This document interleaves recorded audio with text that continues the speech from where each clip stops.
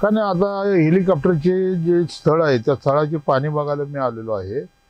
आणि आता इथून मी साहेबांची जी सभा आहे नगर परिषदेच्या समोर, तिथं आता स्टेज मंडपची तयारी चालू आहे. तिथली सगळी तयारी पाहणार आणि आदरणीय महाराष्ट्र राज्याचे माजी मुख्यमंत्री व या राज्याचे विद्यमान उपमुख्यमंत्री नगरविकास मंत्री हे मी आमदार झाल्यानंतरनं मोहोळ शहरात प्रथम येत आहेत निवडणुकीच्या प्रचाराच्या निमित्तानं.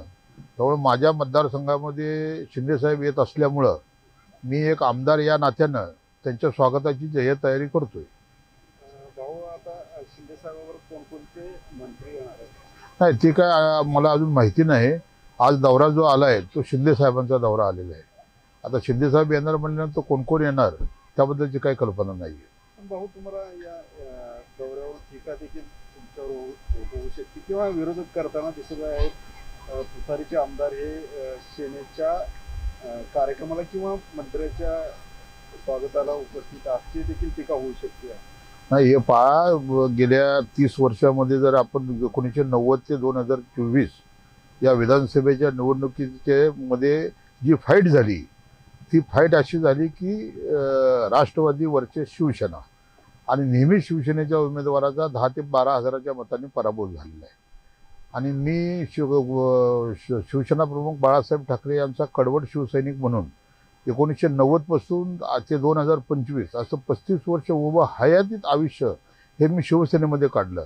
आदरणीय माझे नेते शिंदे साहेबांबरोबर मी गेली 35 वर्ष काम करत आहे. आणि मी एक शिवसैनिक होतो म्हणून उद्धव साहेबांची शिवसेना ह्या बाजूला माझ्या होती. शिंदे साहेबांबरोबरची जी मूळ ओरिजिनल शिवसेना होती ती माझी ह्या बाजूला प्रचारात उतरलेली होती. आणि हे सगळं सोलापूर जिल्ह्यानं मूळ मतदारसंघानं पाहिलेलं आहे.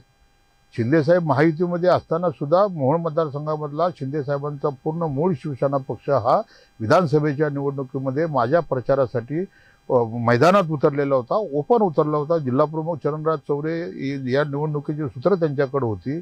मग तुम्ही मला सांगा, जर शिवसेनेनं माझ्या विजयासाठी जंग पछाडला असेल तर मग शिवसेनेचे नेते आल्यानंतर मी जायचं नाही का? गेल्या वारीनं 19ला मतदान झालं, शिवसेनेला 73,000 मतं पडली. यशवंत मानेला 95,000 मतं पडली. 22,000 यशवंत मानेचा विजय झाला.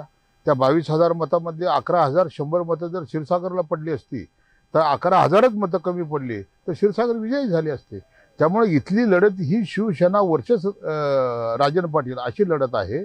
आणि बाळासाहेब ठाकरेचा कडवट शिवसैनिक असल्यामुळं शिंदेसाहेब सोलापूर जिल्ह्यामध्ये आल्यानंतर मग ते अक्कलकोटला असतील, ते सांगोल्याला असतील, ते पंढरपूरला असतील किंवा उद्या मोहोळला असतील, हा शिवसैनिक म्हणून मी शिंदेसाहेबांचं स्वागत करणार. आल्यापासून ते जाऊच तर मी शिंदेसाहेबांच्या बरोबर राहणार.